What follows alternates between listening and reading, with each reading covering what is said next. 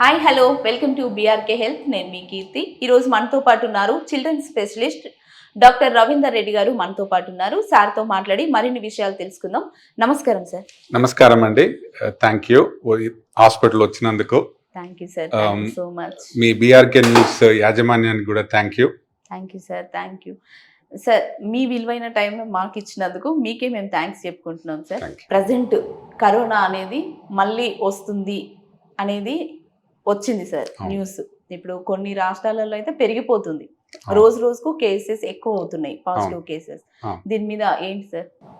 Okay, అందరికీ ప్రేక్షకులందరికీ నమస్కారం. మీరు కరెక్ట్ క్వశ్చన్, కరెక్ట్ సీజన్. ఇప్పుడు మనకిది కరోనా ఈ 1 వీక్ 10 days నుంచి కరోనా కేసులు ఇండియాలో పెరుగుతున్నాయి. అది కరెక్ట్. అది మొదలు హాంకాంగ్, చైనా, థాయిలాండ్ అక్కడి నుంచి మన దగ్గరికి వచ్చింది. Singapore correct. ఇప్పుడు మన దగ్గరికి వచ్చింది. ఈ 10 days లో మన ఇండియాలో చూస్తే 1000 కొత్త కేసులు వచ్చినాయి, మోర్ దెన్ 1000. మెయిన్లీ కేరళ, దాంట్లో ఆల్మోస్ట్ 400+ కేరళలో ఉన్నాయి. తర్వాత మహారాష్ట్రలో 200+ ఉన్నాయి, ఢిల్లీ, దెన్ కర్ణాటక. మన తెలుగు రాష్ట్రాలకు వచ్చేసరికి కొంచెం తక్కువ ఉంది.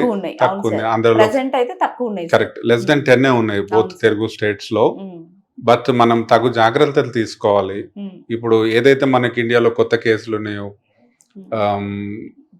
పిల్లలు కూడా ఉన్నారు దాంట్లో. నేను పీడియాట్రిషియన్ కాబట్టి ముఖ్యంగా పిల్లల గురించి ఎక్కువ మాట్లాడుతాను. దాంట్లో పిల్లలు కూడా ఉన్నారు. బట్ మనం తగు జాగ్రత్తలు తీసుకుంటేనే మంచిది. ఎస్, కరోనా ఉంది, మనకు ఎప్పుడు కరోనా ఉంటది. మన లైఫ్ లో నార్మల్ వైరస్ ఇన్ఫెక్షన్స్ లాగానే కరోనా ఉంటది. కానీ మనం తగు జాగ్రత్తలు తీసుకుంటే దాన్ని మనం కాపాడుకోవచ్చు. కరోనా పాజిటివ్ కేసులు రావడానికి కారణాలు ఏంటంటారు సార్? ఎస్, ఇప్పుడు మనకు ఇంతకుముందు మాట్లాడినట్టు చైనాలో, థాయిలాండ్ లో అక్కడ ఆల్రెడీ స్టార్ట్ అయింది కాబట్టి మనకు అక్కడ నుంచి కేసులు రావచ్చు. అండ్ వర్షాకాలం, ఇటువంటి వైరస్ ఇన్ఫెక్షన్స్ వర్షాకాలం, వర్షాలు స్టార్ట్ అయినప్పుడు ఎక్కువ వస్తాయి. ఇప్పుడు వేరియంట్స్ మనకు హాంకాంగ్ లో, మన ఇండియాలో చూసుకుంటే మనకు మొదలు ఒమిక్రాన్ వేరియంట్ అని వచ్చింది 2023లో. దాని ఫ్యామిలీకి సంబంధించింది సబ్ వేరియంట్స్. ఒకటి JN.1 అని వచ్చింది. ఇప్పుడు దానికి సబ్ వేరియంట్ మనకి ఇంకా 2 వేరియంట్స్ ఉన్నాయి. ఒకటేమో NB1.8.1 అని అంటారు, ఇంకోటేమో LF7. సో ఇవి మనకు అంటే ఒమిక్రాన్ మనం 2023 నుంచి, ఆగస్టు 2023 నుంచి స్టార్ట్ చేస్తే 30 సబ్ వేరియంట్స్ వచ్చినాయి అప్పటి నుంచి.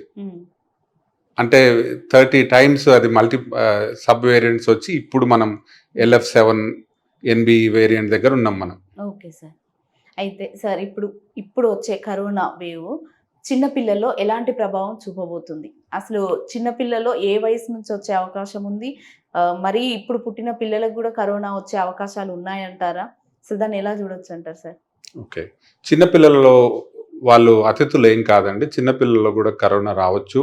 మనం ఈ 4-5 years జర్నీలో, కరోనా జర్నీలో పిల్లలకు కూడా వచ్చింది. బట్ సీరియస్ ఇల్నెస్ పిల్లలకు ఎక్కువ రాలేదు. పుట్టిన పిల్లలకు కూడా కరోనా రావచ్చు. తల్లి గర్భంలో ఉన్నప్పుడు పిల్లలకు, తల్లి గర్భంలో ఉన్నప్పుడు తల్లికి వస్తే అది పిల్లలకు అప్పుడే రాదు. బట్ పుట్టిన తర్వాత ఆ సమయంలో తల్లికున్న, లేకపోతే ఆ సమయంలో ఎక్కడన్నా బేబీకి రావచ్చు. సో నియోనెటల్ కోవిడ్ ఇన్ఫెక్షన్ రావచ్చు. అంటే పుట్టిన బేబీకి కోవిడ్ ఇన్ఫెక్షన్ రావచ్చు. దాని తర్వాత కూడా పిల్లలకి రావచ్చు. పిల్లలు ఇప్పుడు పీడియాట్రిక్ ఏజ్ గ్రూప్ 18 years వరకు. సో మనం ఈ 3-4 years లో కోవిడ్ లో చూసాము పిల్లలకు కరోనా ఇన్ఫెక్షన్ రావచ్చు. వచ్చినప్పుడు మనకు అడల్ట్ లో ఉన్నంత సివియర్ గా రాలేదు. అండ్ సింపుల్ మెడికేషన్స్ తోని చాలా మంది మనము ట్రీట్ చేయగలిగినాం.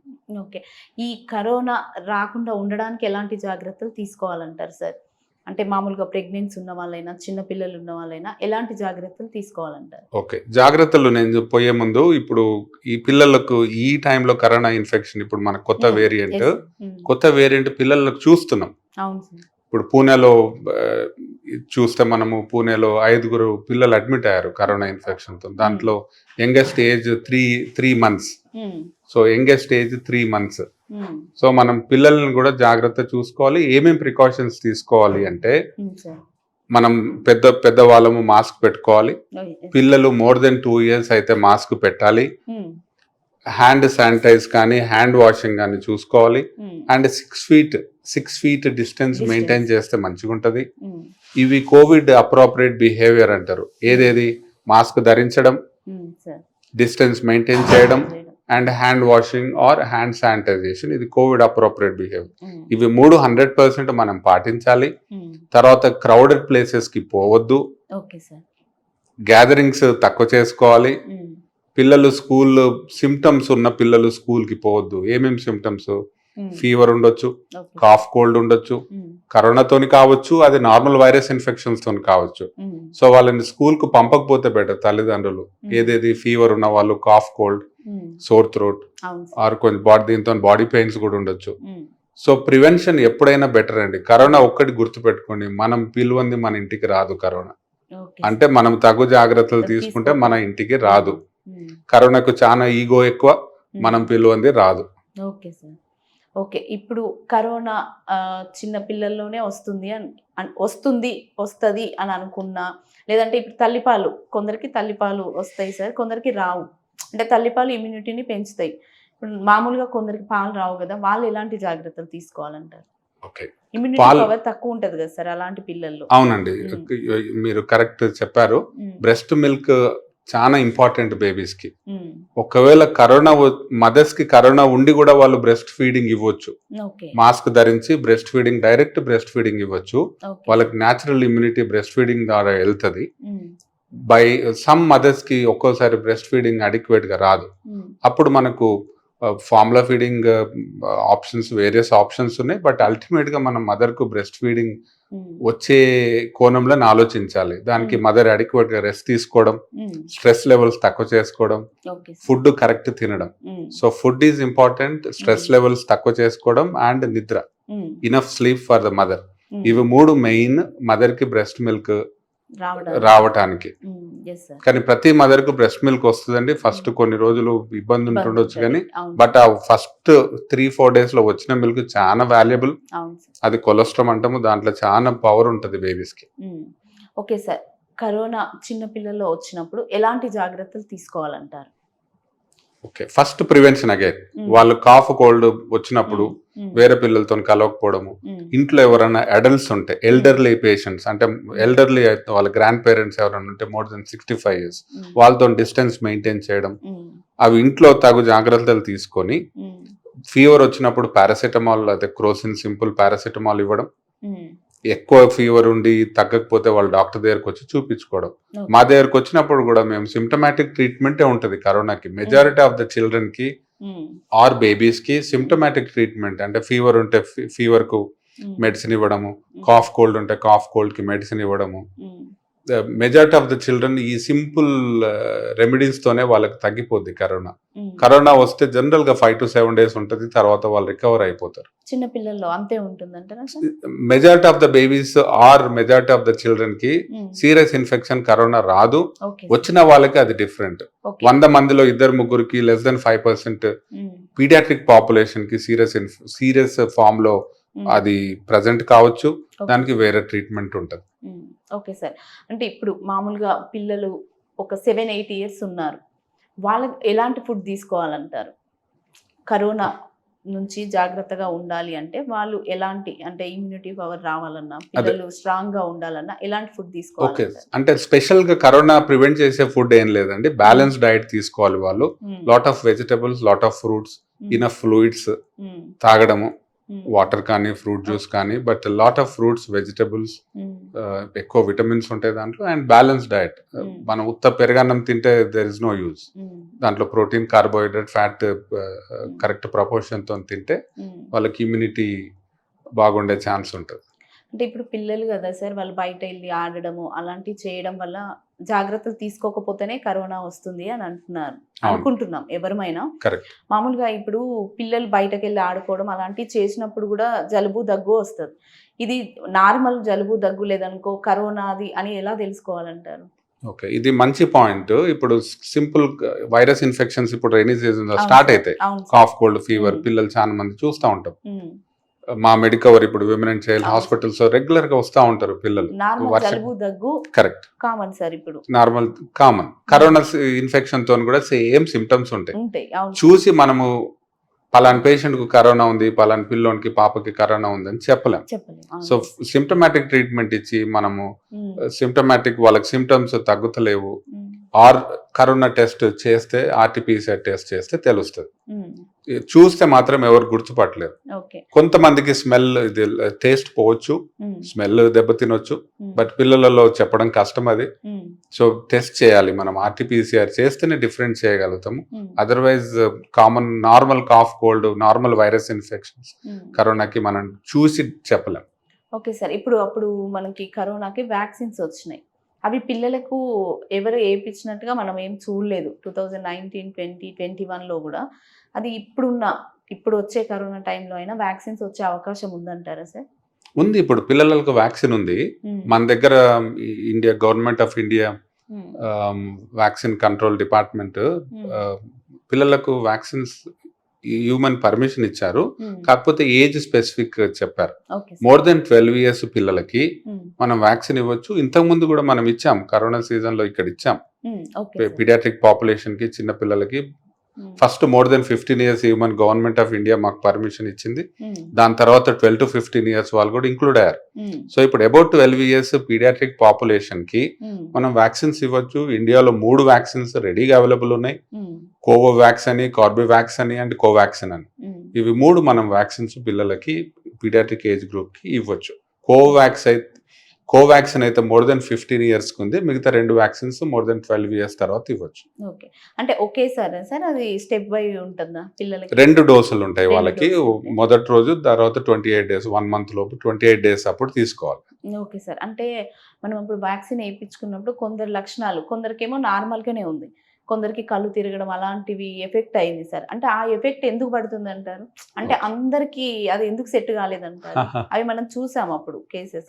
అంటే కొందరు ఇబ్బంది పడ్డారు కదా వ్యాక్సిన్ వల్ల. అలాంటివి ఏమన్నా పిల్లల్లో? అంటే ఇప్పుడు మా మెడికవర్ లో కూడా మేము చాలా పిల్లలకి వ్యాక్సిన్స్ ఇచ్చాము. ఓకే అంటే వాళ్ళకు మేజర్ కాంప్లికేషన్స్ ఎక్కడ మాకు ఎదురు పడలేదు. సార్. అక్కడక్కడ రేర్ కాంప్లికేషన్స్ ఇలా కళ్ళు తిరిగి పడిపోవడం విన్నాం, కానీ పీడియాట్రిక్ పాపులేషన్ లో నా ఎక్స్పీరియన్స్ లో నేను అది చూడలేదు. వాళ్ళకి ఏదున్నా ఆ లోకల్ పెయిన్, ఈ వ్యాక్సిన్ ఇచ్చిన దగ్గర పెయిన్, లేకపోతే కొంచెం ఫీవర్ రావడం, అది సింపుల్ పారాసెటమాల్ తో తగ్గిపోయింది. సో సీరియస్ కాంప్లికేషన్స్ పిల్లల దగ్గర మేము చూడలేదు. కళ్ళు తిరిగి పడిపోవడం జనరల్ గా వాళ్ళు అంటే వ్యాక్సిన్ కు టెన్షన్, భయపడి ఆ సింకోప్ అటాక్, ఫెయింట్ అటాక్ అంటాము, ప్రాబబ్లీ అది వచ్చి ఉంటది. అంతే అంటారా సార్? అంటే సూన్ ఆఫ్టర్ వ్యాక్సిన్ అయితే బాడీ వైజ్ గా, అంటే ఒక్కొక్కరి బాడీ ఒక్కొక్క లాగా ఉంటుంది కాబట్టి అది ఆ వ్యాక్సిన్ తీసుకునే కెపాసిటీ లేకుండా అలా అయ్యారంటారా, లేదనుకో నార్మలే అంటారా? అంటే ఆ ఫెయింట్ అటాక్ అంటే టెన్షన్ తోని, యాంగ్జైటీ తోని వచ్చి ఉంటది వాళ్ళకి. ఇప్పుడు రీసెర్చ్ అంటే కరోనా ఇప్పుడు నార్మల్ వ్యాక్సిన్స్ అండి చాలా ఏళ్ళు పడుతుంది మార్కెట్ లో రావడానికి, రీసెర్చ్ చేసి మార్కెట్ లోకి రావడానికి. కరోనా అన్ని సైడ్ ట్రాక్ చేసి ఫాస్ట్ ట్రాక్ తోని మనకు మార్కెట్ లోకి వచ్చింది. అది బికాస్ ద సిచ్యువేషన్ అలా ఉండే, అప్పుడు చాలా మంది పేషెంట్స్ చనిపోతుండే. సో కానీ మనకు ఉన్న రీసెర్చ్, ఉన్న ఎవిడెన్స్ ప్రకారం అంటే సీరియస్ కాంప్లికేషన్స్ ఎక్కడ లేవు. ఇప్పుడు అంటున్నారు వ్యాక్సిన్ తీసుకున్న వాళ్ళకి కొంతమందికి బ్లడ్ క్లాట్స్ వస్తున్నాయని, కానీ అది ఇంకా మనకు కన్ఫర్మ్ గా ఎక్కడ మనము చెప్పలేకపోతున్నాం. కానీ వ్యాక్సిన్, ఇమీడియట్ వ్యాక్సిన్ కాంప్లికేషన్స్ అయితే simple fever, pain at the site of injection.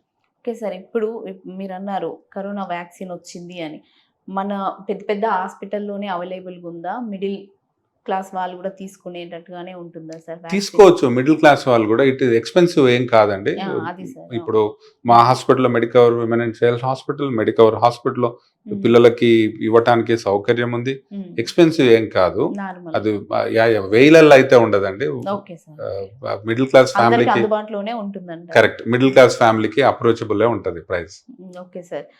Next ఇప్పుడు ఈ కరోనా నుంచి, అంటే మనకైతే ఇప్పటికీ మన అదృష్టం ఏంటంటే తెలుగు రాష్ట్రాల్లో కరోనా కేసెస్ అయితే తక్కువగానే ఉన్నాయి. నెక్స్ట్ పెరిగే అవకాశం ఉందంటారా? పెరగకుండా ఉండడానికి ఎలాంటి జాగ్రత్తలు తీసుకోవాలి ఆల్ ఓవర్ గా అందరూ? పిల్లలనే కాదు సార్, పెద్దవాళ్ళైనా ఎవరైనా. పెరిగే అవకాశం ఉంది అంటే మనము అంటే టైం తోని చెప్పగలుగుతాము, బట్ పెరగటానికి ఛాన్స్ ఎక్కువ ఉంది. బికాస్ కేరళ నుంచి మనకు అక్కడ ఎక్కువ కేసులు ఉన్నాయి. అక్కడ ప్రాబబ్లీ ఎక్కువ మెడికల్ టెస్ట్లు చేస్తున్నారేమో కేరళలో. మనకు అక్కడ మనకన్నా ముందు వర్షాలు స్టార్ట్ అయితే మనకి ఇప్పుడు స్టార్ట్ అయినాయి. సో ప్రాబబ్లీ మనకు వర్షాలు ఎక్కువ అయినా కొద్ది ఇన్ఫెక్షన్స్ ఎక్కువ అవుతుండొచ్చు. కానీ పానిక్ కావద్దు, ఎవరు పేరెంట్స్ భయపడద్దు, ఆర్ అడల్ట్స్ కూడా భయపడద్దు. సోఫార్ మనకు దొరికిన ఎవిడెన్స్, ఉన్న ఎవిడెన్స్ ప్రకారం ఈ ఫ్యూ వీక్స్ లో ఈ వైరస్ సీరియస్ డిసీజ్ చేస్తలేదు. It is not causing serious disease. ఎక్కువ స్ప్రెడ్ చేసే కెపాసిటీ ఉంది ఈ వైరస్, కానీ సీరియస్ ఇన్ఫెక్షన్స్ లేవు.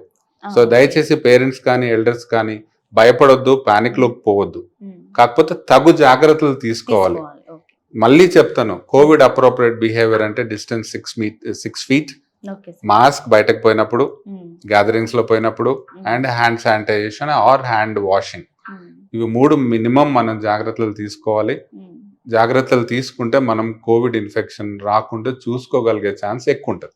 అంటే ఇప్పుడు ఓన్లీ కొన్ని రాష్ట్రాల్లోనే కరోనా పెరుగుతుంది కదా సార్, అంటే వాళ్ళు ఎక్కువ అంటే నార్మల్గా టాక్ ఏంటంటే విమానాశ్రయాలు ఎక్కువగా ఉండి అవుట్ ఆఫ్ నుంచి ఎక్కువ మంది రావడం వల్లనే అలా పెరుగుతున్నాయని అంటారు. అది నిజమేనంటారా సార్? చెప్పడం కష్టము. ఇప్పుడు మన ఇండియా మ్యాప్ లో చూస్తే వెస్ట్ సైడ్ అంతా ఇన్ఫెక్షన్స్ ఎక్కువ ఉన్నాయి. అవును సార్. కేరళ, కర్ణాటక, మహారాష్ట్ర, గుజరాత్, రాజస్థాన్, ఢిల్లీ, మధ్యలో ఢిల్లీ. సో చెప్పడం కష్టము. అంటే ఇన్ఫెక్షన్ మనకేమో ఇక్కడ ఈస్ట్ లో హాంకాంగ్, సింగపూర్ ఇక్కడ ఉన్నాయి. బట్ మన ఇండియాలో స్టార్ట్ అయింది, వెస్ట్ పార్ట్ ఆఫ్ ది ఇండియాలో స్టార్ట్ అయింది కరోనా. చెప్పడం కష్టం అండి. రాష్ట్రాల్లో అయితేనేమో కేరళలో ఎక్కువ ఉంటున్నాయి సార్. ఇప్పుడు మీరు అంటే అక్కడ వర్షం స్టార్ట్, ఈ వర్షానికి కరోనాకి ఏం సంబంధం అంటారు? ఓకే, ఈ వైరస్ చల్ల వెదర్ లో ఉంటది. ఏదైనా ఏ వైరస్ ఇన్ఫెక్షన్స్ అన్నా చల్ల వెదర్ లో సర్వైవ్ అవుతుంది. ఎండాకాలం ఉండదు. మిడిల్ ఈస్ట్ ఇప్పుడు మనకు మిడిల్ ఈస్ట్ లో ఉండదు వైరస్. అదే ఒకటే కారణం అంటారు. కరెక్ట్. Cold weather. ఓకే, అంటే ఫస్ట్ నార్మల్ గా జలుబు వస్తుంది సార్, దగ్గు వస్తుంది. అదే నార్మల్ జలుబు దగ్గు నుంచి కరోనాగా మారే అవకాశం ఉందంటారా మనం జాగ్రత్తలు తీసుకోకపోతే? అంటే నార్మల్ దగ్గుతోని కరోనాగా మారదు. ఒకవేళ కరోనా ఇన్ఫెక్షన్ ఆల్రెడీ మనకు వచ్చిందంటే ఇనిషియల్ గా వాళ్ళు అలా పిల్లలు కానీ పెద్దోళ్ళు కానీ అలా ప్రజెంట్ కావచ్చు. దగ్గుతోని జలుబుతోని స్టార్ట్ అయ్యి తర్వాత దగ్గు, పొడి దగ్గు, తర్వాత pain, sore throat, fever, body pains రావచ్చు, టేస్ట్ వాసన డిస్టర్బెన్స్ రావచ్చు. సో కరోనా వచ్చిన తర్వాతనే మనకు బాడీలో ఎంటర్ అయిన తర్వాతనే ఈ సిమ్టమ్స్ ఒక్కొక్కటి బయటపడతా ఉంటాయి. Okay sir. అయితే ఇప్పుడు మనం వ్యాక్సిన్ ఇస్తున్నాను కదా సార్ పిల్లలకి 12 years ఏబో వాళ్ళకి, 15 వాళ్ళకి. ఇప్పుడు మళ్ళీ కరోనా వస్తుంది కదా, వాళ్ళకు వ్యాక్సిన్ తీసుకున్న వాళ్ళకు కూడా వచ్చే అవకాశం ఉందంటారా? వ్యాక్సిన్ తీసుకున్న వాళ్ళకు వచ్చే అవకాశం ఉంటుందండి. బికాజ్ వ్యాక్సిన్ ఇది లైఫ్ లాంగ్ ఇమ్యూనిటీ కాదు. Okay sir. దాని ఇమ్యూనిటీ కూడా స్లోగా పవర్ తగ్గుతూ ఉంటుంది. సో మనకు మీకు గుర్తుండి ఉంటుంది, అడల్ట్స్ కి corona few years ago government of India booster doses advise చేసింది. 9 to 12 months elderly patients, elderly citizens కి 9 to 12 months సెకండ్ డోస్ ఇచ్చిన 9 to 12 months తర్వాత బూస్టర్ డోస్ అడ్వైజ్ చేసింది. ఎందుకు? ఇమ్యూనిటీ మనకు ఆ వ్యాక్సిన్ పవర్ తగ్గుతుందని. సో ఇప్పుడు కూడా అదే సిచ్యువేషన్. ఆ వ్యాక్సిన్ పవర్ తగ్గుతుంది, కరోనా ఇన్ఫెక్షన్ వచ్చే ఛాన్స్ ఉంటుంది. అగైన్ అంత సీరియస్ ఇన్ఫెక్షన్స్ అయితే మనం చూడలేదు. ఇప్పుడు ఈ 1000 పేషెంట్స్లలో మనము 7 deaths చూసాం ఇండియాలో. ఆ 7 deaths కూడా అందరికి అండర్లయింగ్ మెడికల్ డిజార్డర్ ఉంది ఏదో. ఇప్పుడు 21 years old అబ్బాయి చనిపోయాడు, అతనికి సీరియస్ డయాబెటీస్ ఉండే. అలా చాలా మంది మిగతా 6 అబోవ్ 85 years, అబోవ్ 82, 80 కరెక్ట్ అలా చనిపోయారు అనేది కరెక్ట్. వాళ్ళకి అండర్లయింగ్ మెడికల్ ప్రాబ్లం ఉంది అని నేను విన్నాను. అంటే ప్రత్యేకంగా ఇప్పటి వరకు అయితే ఇప్పుడు ఈ సీజన్ లో అయితే కరోనా వచ్చి చనిపోయిన వాళ్ళు ఇంకా లేరు. కరెక్ట్. కేసెస్ కూడా తక్కువగానే ఉన్నాయి సార్. ఫ్యూచర్ లో కరోనా అటాక్ చేసి అప్పుడు 19 అంతా పవర్ లేదు, 20 అంతా లేదని అంటున్నారు కదా సార్. కరోనా వైరస్ పవర్ ఎందుకు తగ్గిపోయింది అంటారు? మనం స్ట్రాంగ్ అయ్యామంటారా? ఒకటి మనకు తగు జాగ్రత్తలు ఎలా తీసుకోవాలో తెలిసిపోయింది. అంటే చాలా మంది వ్యాక్సిన్స్ తీసుకున్నారు. ఇప్పుడు ఇండియాలో 220 crores డోసెస్ కరోనా వ్యాక్సిన్ ఇచ్చారు ఇండియన్ గవర్నమెంట్. సో మన పాపులేషన్ ఎంత? 140 crores. సో 220 doses ఇచ్చారు, 220 crores. అంటే చాలా మంది పాపులేషన్ కవర్ అయిపోయారు వ్యాక్సిన్ తో. అయిపోయారు. అంతను ఇంతనో ప్రొటెక్షన్ ఉంటది ఉంటది. ఇప్పుడు. Yes sir. అంటే మనం- ఈజీగా వైరస్ సోకే అవకాశం నుంచి బయటపడ్డట్టే బయటపడ్డం దాదాపు. అవును సార్, అండ్ అవును. వేరియంట్స్ ఒక్కొక్క Mm. వేరియంట్ వస్తా ఉంటే ఒక్కొక్క వేరియంట్ దాని లక్షణాలు వేరే ఉంటాయి, దాని సివియారిటీ వేరే ఉంటది. ఉమ్. మన హెల్త్ స్ట్రాంగ్ గా ఉంటే ఏ వైరస్ మనల్ని తాకదు అంటారు, అంతేనా సార్? మన హెల్త్ స్ట్రాంగ్ ఉండాలి, మనం మనకు అండర్లైన్ డిజార్డర్స్ ఉంటే ఇంకా అతి జాగ్రత్తగా ఉండాలి మనం. Okay. And problems, health issues Yes. ఇంకా కేర్ తీసుకోవాలి. For example heart disorder, um. Kidney disorders, long standing lung problems, um. Cancer patients, okay. వీళ్ళు చాలా జాగ్రత్తగా ఉండాలి. అవును సార్. వాళ్ళు చాలా జాగ్రత్తగా ఉండాలి. మనం అందరం other citizens, other population, other children కూడా తగు జాగ్రత్తలు తీసుకుంటే కరోనా రాదు. ఉమ్. ఒకవేళ వచ్చినా టెన్షన్ పడొద్దు, Hmm. సింపుల్ మెడికేషన్స్ తోని అందరికి కరోనా హెల్ప్ చేయొచ్చు. వస్తుంది అనేది ఒక భయాందోళనకు గురవుతున్నారు సార్ జనాలందరూ. అవును, ఎందుకంటే మనం చూసుకుంటే 2019-20 మన రాష్ట్రాన్ని, దేశాన్ని అల్లకల్లోలం చేసిన ఒక వైరస్ అది, కరెక్ట్. అంతే కదా సార్? ఎంతో మంది, లక్షలాది మంది ప్రాణాలు కోల్పోయినారు కరోనా వల్ల. అవును, అవును. కాబట్టి ఇప్పుడు ప్రతి ఒక్కరు టెన్షన్ పడుతున్నారు. మీరు చెప్పిన ఇన్ఫర్మేషన్ తోటి చాలా మంది చాలా జాగ్రత్తలు తీసుకుంటారు, ధైర్యంగా ఉంటారు. మీరు చెప్పిన ఇన్ఫర్మేషన్ తోటి చాలా మంది ఫస్ట్ ధైర్యంగా ఉంటారు, హెల్దీగా ఉండడానికి ట్రై చేస్తారు. చాలా చక్కగా వివరించారు సార్. Thank you so much. Thank you sir, మీ విలువైన సమయాన్ని మాకు ఇచ్చినందుకు మీకు నిజంగా thank you sir. Thank you. అందరికీ నమస్కారం అండి. అందరికీ thank you. Thank you and sir. ఒక మెసేజ్ చెప్పచ్చు. చెప్పండి సార్. ఒక మెసేజ్ అండి అందరికీ, పేరెంట్స్కి, దయచేసి ఎవరు ప్యానిక్ కావద్దు.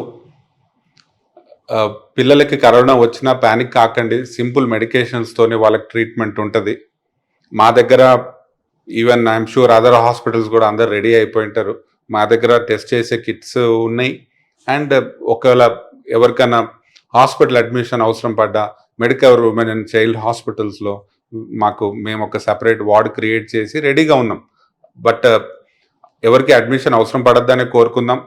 పేరెంట్స్ తగు జాగ్రత్తలు తీసుకోండి, కోవిడ్ అప్రోప్రియేట్ బిహేవియర్ పాటించండి. Thank you.